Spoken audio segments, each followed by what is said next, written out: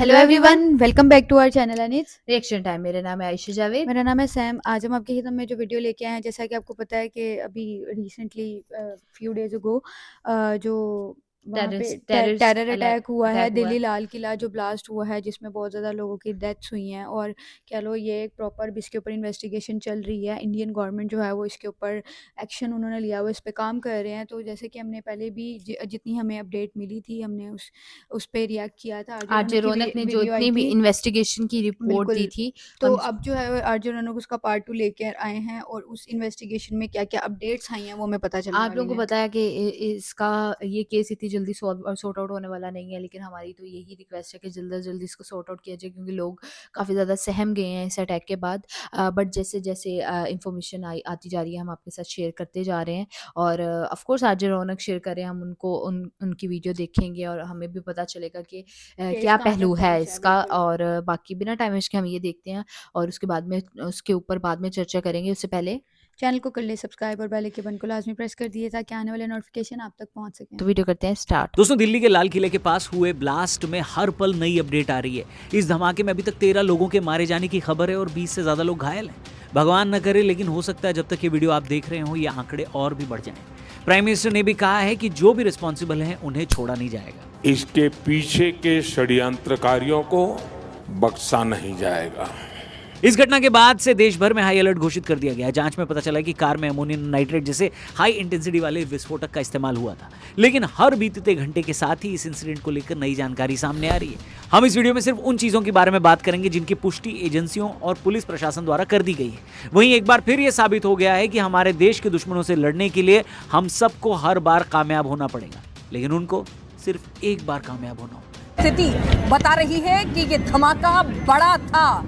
हम एम्बुलेंस वाले हैं। हमारे बीट इंचार्ज ने कहा कि ऐसा है, लाल किले पे एक ब्लास्ट हो गया, आप गाड़ी लेके पहुंच जाओ। देखिए, ब्लास्ट के फौरन बाद तुरंत जो आसपास का इलाका था उस पर इम्पैक्ट इतना ज्यादा हुआ कि पूरे इलाके में एकदम से कहें कि जो लोग वहां पर खड़े हुए थे, जो लोग चल रहे थे, उनके चीथड़े उड़ गए। The blast, which has resulted in the death of so many over here in the Red Fort area after 6:30 p.m. last night, is now officially called a terrorist incident. दोस्तों, इस वीडियो के बनने तक जो भी अपडेट्स आई हैं वो हम आपको बता देते हैं।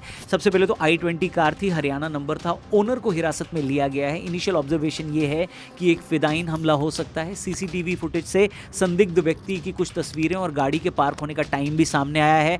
कुछ रिपोर्ट्स इसको फरीदाबाद जम्मू कश्मीर से जुड़े मॉड्यूल से जोड़ रही हैं। फरीदाबाद मॉड्यूल की खबरों के में ये संभावना जताई गई है कि ये लोन वुल्फ नहीं बल्कि किसी मॉड्यूल से प्रेरित हमला हो सकता है। इस घटना से ठीक 24 घंटे पहले गुजरात एटीएस ने 3 ऐसे आतंकियों को भी गिरफ्तार किया जिनके पास से केमिकल वेपन, AK-47 कारतूस और कई सारे हथियार पकड़े गए। इन तीनों आतंकियों का मकसद देश के अलग अलग हिस्सों जैसे दिल्ली, लखनऊ, अहमदाबाद सहित बड़े हिस्सों में बड़े आतंकी हमले करना था। एटीएस को इनके पास से कई पिस्टल, 30 जिंदा कारतूस और राइसिन जहर बनाने के लिए इस्तेमाल होने वाला लगभग 4 लीटर कैस्टर ऑयल मिला। इन लोगों ने पाकिस्तान और अफगानिस्तान के हैंडलर से संपर्क में रहकर हथियार ड्रोन्स के जरिए भारत में मंगवाए। अहमदाबाद, दिल्ली और लखनऊ के सेंसिटिव इलाकों में रेकी करके खुफिया जानकारी और फोटो खींच कर रखी थी। जांच में पता चला कि इनका मकसद राइसिन जैसे विषैले पदार्थ की मदद से एक केमिकल आतंकी हमला करना था। अब ये जहर ऐसा है जिसको कोई स्मेल, टेस्ट या रंग दिखाई नहीं देता, लेकिन किसी इंसान के शरीर में जाते ही ये 3 दिन के अंदर उसकी जान ले लेता है और इसका कोई इलाज भी नहीं होता। इन तीनों का नाम डॉक्टर अहमद मोइनुद्दीन सैयद, आजाद सुलेमान शेख और मोहम्मद सुहेल सलीम खान है। मोइनुद्दीन हैदराबाद, सुलेमान शेख शामली और सुहेल खान लखीमपुर खीरी से था। अहमद मोइनुद्दीन सैयद इस साजिश का प्राइम सस्पेक्ट है जिसने राइसिन जैसे खतरनाक केमिकल की जानकारी रखने के चलते ये हमला करने की कोशिश की थी। लेकिन इस मॉड्यूल के पकड़े जाने के बाद से खुफिया एजेंसीज और ज्यादा हाई अलर्ट पर थी और ठीक उसी दिन खबर पुलवामा से भी आई। उसी खबर के तार दिल्ली में हुए धमाके से भी जुड़ते नजर आ रहे हैं, जिसमें पुलवामा के ही रहने वाले डॉक्टर उमर नबी का नाम सामने आया है। कहा जा रहा है कि उमर जैश ए मोहम्मद से जुड़े आतंकी मॉड्यूल का हिस्सा था, जिसके कई सदस्य पहले ही गिरफ्तार किए गए थे। उमर के साथ ही तारिक ने उस कार को उमर को दी थी। इस हमले के पीछे जम्मू कश्मीर के आतंकी नेटवर्क और फरीदाबाद के छापों का भी हाथ है। फरीदाबाद में 29 किलो विस्फोटक बरामद हुआ जो देश में बड़ी तबाही मचाने के लिए इस्तेमाल होने वाला था। अब क्योंकि ये पकड़े गए तो पैनिक में चले गए और लाल किले पर इन्होंने जल्दबाजी में ब्लास्ट कर दिया। उमर नबी जो धमाके का सस्पेक्ट है वो कश्मीर के पुलवामा का रेजिडेंट है। अब जांच चल रही है कि वो डॉक्टर बनने के बाद फिदाइन हमलावर कैसे बन गया। साथ ही एक महिला डॉक्टर को भी गिरफ्तार किया गया है, डॉक्टर शाहीन शाहिद, जो हथियारों को एक कार से ले जा रही थी। शाहीन के लखनऊ कनेक्शन की भी जांच चल रही है। लेकिन अब सबसे जरूरी बात क्या इस हमले से पहले सरकार और खुफिया एजेंसियों के पास कोई ऐसी खबर थी जिसके बाद से हमने देश के अंदर कई सारे बदलाव देखे थे? एक्सपर्ट्स कह रहे हैं कि देश के अंदर लगातार SIR से बांग्लादेश घुसपैठियों को भगाया जा रहा है। इसके साथ ही इलाके के इलाके इन लोगों से खाली कराए जा रहे हैं। ये इस लेवल पर चल रहा है जिसे देखकर सभी लोग हैरान थे। वहीं पूर्वांचल भारत और नॉर्थ ईस्ट से लगातार नक्सलवाद के खिलाफ भी ऑपरेशन चल रहे थे। अगर आप ध्यान दें तो सब कुछ एक प्रॉपर प्लानिंग के हिसाब से हो रहा था। अब सरकार ये बताए या ना, या कभी हमें ये पता भी ना चले, लेकिन पुलवामा हमले के बाद से ही सरकार और एजेंसीज पूरे देश में एक मिशन मोड में चल रही थी। क्या खुफिया एजेंसियों के पास ऐसी कोई जानकारी स्पष्ट थी कि पाकिस्तान इस मामले में कोई बड़ा आतंकी हमला कर सकता है? एक्सपर्ट्स का कहना है कि पिछले 24 घंटों में पकड़े गए इस बड़े मॉड्यूल के बाद से ही आतंकी और उनके हैंडलर पैनिक मोड में थे। इतना बड़ा नेटवर्क पकड़ा गया जो स्लीपर सेल की तरह इस देश में काम कर रहा था। अब उस नेटवर्क के तार NIA और बाकी एजेंसियां जोड़ रही हैं। लेकिन यह पक्का है कि जितना बड़ा इंसिडेंट आपने दिल्ली में देखा वो उस प्लानिंग के सामने कुछ भी नहीं था जो इन आतंकियों ने करके रखी थी। पर दोस्तों, ये ब्लास्ट कई सारे सवाल खड़े करता है हम सबके सामने। पहला सवाल, 5 डॉक्टर्स इसमें पकड़े गए। डॉक्टर्स, कहा जाता है कि पढ़ लिख कर इंसान समझदार बनता है, कट्टर नहीं बनता। तो क्या माना जाए, कट्टरता का पढ़ाई से कोई लेना देना नहीं है? बताइए। दूसरा सवाल, दुनिया इस बात पर हंसती है कि हमारा देश जिन आतंकी सांपों के जहर से बार बार घायल होता है, हमारे ही देश का एक वर्ग उठकर उनके जनाजे में भी चला जाता है और लॉजिक ये दिया जाता है कि भाई मरने के बाद उस इंसान को पूरे रीति रिवाज के साथ दफनाए जाने का हक है। कोई ये सवाल नहीं पूछता कि उसने जितनी मासूम जिंदगियों को मारा है उनके जीने के अधिकार के बारे में कौन बात करेगा? तो टेररिस्ट के मरने के बाद उनकी लाशों के साथ खड़े होने वाले को क्या कहा जाए, ये दूसरा सवाल है। तीसरा सवाल, सोशल मीडिया पर ये लिखने वालों से जो ये लिख रहे हैं कि शहर में तनाव है, पता करो क्या चुनाव है। ऐसे लोगों से यही कहना चाहूंगा कि मतलब कितने जाहिल लोग हैं जो ब्लास्ट को चुनाव से जोड़ रहे हैं। साथ ही कई लोग एजेंसीज पे भी सवाल उठा रहे हैं, अजीत डोवाल के बारे में लिख रहे हैं। मैं पुलिस और जांच एजेंसियों से रिक्वेस्ट करना चाहूंगा कि ऐसे लोगों के सोशल मीडिया पोस्ट और कमेंट्स का स्क्रीनशॉट लिया जाए, इनको आइडेंटिफाई किया जाए, इनकी जानकारी जमा करके रखी जाए। जो भी इस हमले से या तो खुश हो रहे हैं, स्माइलीज भेज रहे हैं, फोर्सेस और एजेंसीज को गाली दे रहे हैं, इन सब की जांच और हिसाब दोनों होना जरूरी। इसलिए मैं एजेंसी से रिक्वेस्ट करूंगा कि इन सब के पोस्ट का स्क्रीनशॉट आप लोग जमा करके रखिए, क्योंकि ऐसे ही लोगों के लिए कहा जाता है कि किले के दरवाजे हमेशा अंदर से ही खुलते हैं। मैं कहता हूं, गवर्नमेंट से सवाल पूछो, उनको ताने मारना है जितने मारो, गालियां देनी है उतनी दो, उनसे इस्तीफे मांगने गवर्नमेंट से मांगो। लेकिन जब देश में एक आम नागरिक मरता है तो आपसे ज्यादा दुख एजेंसी के उस इंसान को होता है जो नागरिकों को बचाने के लिए ऐसे 1000 ब्लास्ट, ऐसे 1000 हमले नाकाम करवाता है। लेकिन 9,999 हमले नाकाम होते हैं, एक हमला फिर भी हो जाता है। और जैसे ये एक हमला हो जाता है, कुछ लोग सोशल मीडिया पर ये लिख देते हैं कि ये एजेंसी वाले कर क्या रहे थे। सच कहें तो ऐसे लोगों के क्रेडिट देने से न देने से इनको फर्क भी नहीं पड़ता। अक्षय कुमार की बेबी फिल्म में एक सीन है जब मिनिस्टर साहब डैनी से पूछते हैं कि are we doing enough for our men, क्या हम अपनी एजेंसी के लोगों के लिए काफी कुछ कर रहे हैं? तो डैनी का जवाब आता है, कहां sir, but the fact is they don't even care, यानी उनको फर्क भी नहीं पड़ता। इसलिए सोशल मीडिया पे कमेंट करने वाले इन ग्रोसरी वालों से मैं कहना चाहूंगा कि सरकार चाहे जिसकी भी हो, एजेंसी और सेना के लोग देश के होते हैं, देश के नागरिकों की सुरक्षा के लिए होते हैं। इसलिए उनको बोलने से पहले 100 बार सोचें। और अगर फिर भी आपको हगना ही है तो सोशल मीडिया पे टट्टी ना करें, उसके लिए शौचालय जाएं। दोस्तों, हमारी सुरक्षा एजेंसीज का जॉब इतना थैंकलेस जॉब है जिसका रिकग्निशन भी उन्हें नहीं मिलता। हमारे देश के अंदर बीतता हुआ हर शांति भरा दिन इन्हीं लोगों के त्याग और डेडिकेशन की वजह से संभव हो पाता है। हमारे देश की सुरक्षा एजेंसियां ऐसे ऐसे कामों को अंजाम देती हैं जिसकी तारीफ शायद कभी उतनी हो ही नहीं सकती जितनी होनी चाहिए। आप ही देखिए, पिछले कुछ दिनों में कितने हमले नाकाम हुए। ये लोग जो हर रोज हमारे देश की सीमाओं और नागरिकों की सुरक्षा के लिए दिन रात डेडिकेटेड रहते हैं, उनका काम बहुत बड़ा और कॉम्प्लेक्स होता है, जिसमें सबसे बड़ी चुनौती होती है अपना नाम छिपाना और गुमनामी में रहना। उनके किए गए कामों को जब हम किसी वेब सीरीज में देखते हैं, किसी फिल्म में देखते हैं, तो हमें बड़ा प्राउड फील होता है कि देखिए, कोई श्रीकांत अपनी IT जॉब में लगा हुआ है पर फिर भी एक खुफिया काम कर रहा है।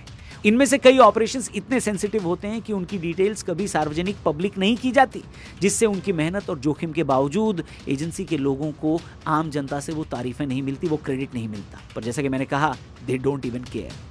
पर हम तो केयर कर सकते हैं, एटलीस्ट उनको भला बुरा ना कहकर, साथ ही उनकी आंख नाक और कान बनकर, क्योंकि इस ब्लास्ट से जुड़े अभी और कई एंगल्स और भी कई पहलुओं की जांच हो रही है, चेक किया जा रहा है। कई और ऐसे नाम सामने आएंगे जिनसे देश दुखी भी होगा, लेकिन साथ ही देश को ऐसे लोगों से लड़ना भी है, उनको पहचानना भी है कि कहीं वो हमारे ही बीच डॉक्टर, कंपाउंडर, इंजीनियर बनकर तो नहीं घूम रहा इंसान। आप भी सतर्क रहें और ऐसे किसी भी आदमी या औरत पे अगर आपको शक हो तो तुरंत रिपोर्ट करें, कंप्लेंट करें। और याद रखें कि इसमें पढ़ाई लिखाई का कोई सीन नहीं होता दोस्तों। इनफैक्ट जो जहर होता है ना, वो पढ़े लिखे लोगों को और ज्यादा जहरीला और खतरनाक बनाता है। इस जहर को पहचानिए, अपने और अपनी फैमिली का ध्यान रखिए। जल्दी मिलेंगे। जय हिंद। तो गाइज़ ये तो अभी तक की वीडियो थी जो अपडेट आई है जो लाल किला पे ब्लास्ट हुआ था, और इसमें जैसे उन्होंने 2 लोगों का और आयशा जो है वो ज़िक्र किया है कि पहले वो 3 सस्पेक्ट का बता रहे थे जिनको इंडियन गवर्नमेंट ने अरेस्ट कर लिया है। उसके अलावा भी एक डॉक्टर निकला है पुलवामा वाली साइड से, और डॉक्टर शाहीन नहीं, वो एक फ़ीमेल है, वो हैं डॉक्टर शाहीन शाहिद, और एक और लड़का जिसकी वो पिक्चर दिखा रहे थे वो ग्लासेस वाला, वो भी डॉक्टर है। तो आप आइडिया लगा सकते हैं इस बात का, जैसा कि आरजे रौनक ने बोला कि टेररिस्ट होने का पढ़ाई से कोई लेना देना नहीं है। बिल्कुल। इतने ज़्यादा पढ़े लिखे लोग भी ये चीज़ करते हैं। 1 नहीं, 2 नहीं, 3 नहीं, पूरे 5 डॉक्टर जो कि इस हमले में शामिल थे या फिर इस हमले के साथ कहीं ना कहीं उनके कनेक्ट वो हैं, 5 डॉक्टर निकले हैं, और अभी उनकी इन्वेस्टिगेशन चल रही है कि और भी वो किस किस जो प्लानिंग में शामिल थे। और कहने चाह रहे थे, आपको ये भी बताया गया जैसे कि ये ब्लास्ट कुछ भी नहीं था, अगर वो जो करना चाह रहे थे वो बहुत खतरनाक चीज़ होने वाली थी। और देखिए ना, कोई जो चीज़ नहीं होनी वो नहीं होनी, उसको रोक लिया उन लोगों ने। और अगर जैसे कि इन्होंने एक और बात की कि आर्मी और इन पे बात मत की जाए, या देखें वो आपकी हो आर्मी या हमारी हो, हिफाजत करने के लिए होती है। तो आप लोग ही अगर उठ के उन पे क्वेश्चन करेंगे, उन पे मैसेजेस करेंगे, तो इन लोगों को मैं तो कहती हूँ सामने लाना चाहिए, और इनको सबके सामने शर्मिंदा करो इस चीज़ पे कि भाई जो तुम लोग की रक्षा कर रहे हैं, तुम उन लोगों के ही बैकफायर कर रहे हो। बहुत ज़्यादा एफर्ट्स कर रहे हैं, उनसे जितना बन पड़ सकता है, उनको जो ऑर्डर्स दिए जाते हैं वो उनको फॉलो कर रहे हैं, हर चीज़ कर रहे हैं। लेकिन वो होता है ना कि सामने वाले को बस पता है ठीक है ये सब हो गया, ब्लास्ट हो गया, ये वो, गवर्नमेंट कुछ नहीं कर रही, कुछ नहीं करी। भाई वो अपने बिहाफ पे, अपने बैक साइड पे सब कुछ कर रही होती हैं, उनको पता है कि वो क्या कर रही हैं, किस तरह कर रही हैं, और इतनी मेहनत के बाद ही आयशा वो इतने लोगों को पकड़ पाए हैं, बिल्कुल इन्वेस्टिगेशन कर पाए हैं। पता नहीं वो इन लोगों को पकड़ने के लिए काफ़ी टाइम से प्लानिंग कर रहे होंगे। काफ़ी टाइम से प्लानिंग कर रही हैं, तो भाई उन लोगों को नहीं बोलना चाहिए। और बाकी जैसे कि आरजे रौनक ने सारी डिटेल भी इसमें बताई है, तो मुझे लगता है कि अभी इस पे टाइम लगेगा, लेकिन सरकार बहुत अच्छा काम कर रही है। सरकार ने भी यही बोला है, मोदी सर ने ये बोला है कि हम जो इसके पीछे करने वाले हैं हम उनको लाजमी पकड़ेंगे, और वो मुझे लगता है वो पकड़ के दिखाएंगे भी। तो आर्मी पे क्वेश्चंस मत उठाएं, वो लोग ही आप लोगों की रक्षा करने वाले हैं, और वो रक्षा कर रहे हैं। तो बिना बस और अभी भी आयशा उन पे ये यकीन रखें। जितना इस केस के अंदर प्रोग्रेस आई है वो इन्हीं सब लोगों की वजह से आई है, क्योंकि सारे लोग इतना हाई, मतलब उन्होंने शहर में हाई अलर्ट जारी कर दिया है। जो लोग इसके पीछे काम कर रहे हैं वो सब इतना फास्ट हो गए हैं, इन्वेस्टिगेशन में इतना ज़्यादा इन्वॉल्व हो गए हैं, इतने कम टाइम में इतनी जल्दी इतनी प्रोग्रेस पा लेना, मैं कहती हूँ बहुत बड़ी बात बहुत है। बड़ी बात है। तो बाकी जैसे जैसे इन्वेस्टिगेशन होती रहेगी, हम भी वैसे वैसे वीडियोस आप लोगों के लिए लेके आते रहेंगे। मुझे तो काफ़ी अच्छा लग रहा है आरजे रौनक अगर हर इन्वेस्टिगेशन को डिटेल वाइज समझा रहे हैं आम जनता को, तो ये बहुत अच्छी बात है। बाकी जैसे जैसे वीडियोस आएंगी हम लाजमी आप लोगों को लेके आएंगे। बाकी आप लोग बताएं आप लोगों को हमारे रिएक्शंस कैसे लग रहे हैं, अगर अच्छे लग रहे हैं लाइक करें, ज़्यादा शेयर करें अपनी फैमिली और फ्रेंड्स के साथ।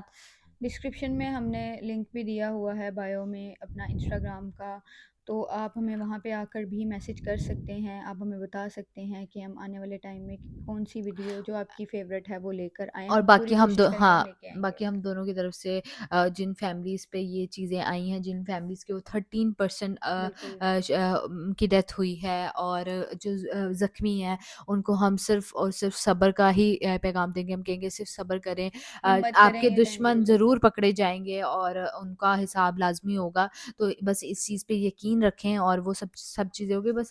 और बाकी अपनी आर्मी पे यकीन रखें। बाकी मुझे लगता है कि जिन लोगों की डेथ्स हुई हैं उनकी फैमिली को, सरकार को भी जाके उनको सब्र देना चाहिए, जाएँ उनसे मिलें एटलीस्ट, ताकि उनको थोड़ा बिल्कुल तसल्ली हो। लेकिन ये वक़्त ऐसा होता है किसी को तसल्ली नहीं होती है, उनके प्यारे गए होते हैं। बट अब जो चीज़ लिखी हुई थी वो बिल्कुल। हो चुकी है, लेकिन लेकिन आगे रोकना चाहिए इस चीज़ हम को। यही बोलेंगे कि जितना हो सके अपना ख्याल रखें, अपनी फैमिली का घरों से बहुत बाहर ज़्यादा इतना ख्याल रखें, बेवजह बाहर ना निकलें, और रशी किसी पे एरियाज़ में मत इजीली जाएँ। ट्रस्ट मत करें। रशी एरियाज़ में मत जाएँ, ये बहुत नाज़ुक चीज़ें होती हैं, सेंसिटिव चीज़ें हैं। तो बस अपना बहुत ज़्यादा ख्याल रखें, और बाकी हमारे चैनल को कर लें सब्सक्राइब, बेल आइकन के बटन को दबा लें। ताकि आने वाली नोटिफिकेशन आप तक पहुंच सके। तो मिलते हैं अपनी नेक्स्ट वीडियो में, तब तक के लिए bye bye. So hard and got so far.